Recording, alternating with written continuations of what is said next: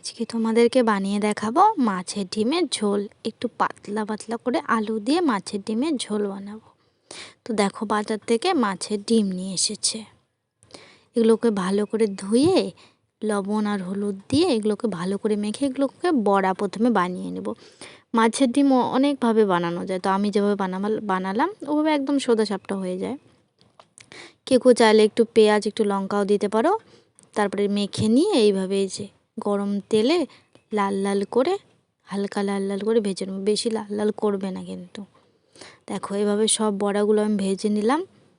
ভেজে নেওয়ার পরে এর জন্য মশলা লাগবে হচ্ছে জিরে, একটু শুকনো লঙ্কা। আমার মশলা বাটা হয়ে গেছে। তারপরে আবার ওই কড়াইতে তেল দিয়ে একটু জিরে আর একটু পেঁয়াজ আর কাঁচা লঙ্কা কিছু দিয়ে ভালো করে এগুলোকে লাল লাল করে ভেজে আলু দিয়ে দেবো এর মধ্যে। একদম সিম্পল, খেতেও কিন্তু দারুণ টেস্টি হয়। অনেকভাবেই রান্না করা যায়, তো আমি যেভাবে রান্না করলাম ওভাবে একদম সোজাসাপটা, আর দারুণ খেতেও হয়। পাতলা পাতলা ঝোল মাছের ডিমের।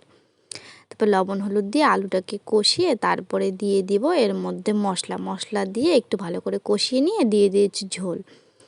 ঝোলটা যখন ফুটে যাবে তার মধ্যে মাছের ডিমটা দিয়ে নাড়িয়ে চাড়িয়ে তারপরে একটু গরম মশলা দিয়ে তারপর নামিয়ে নেব।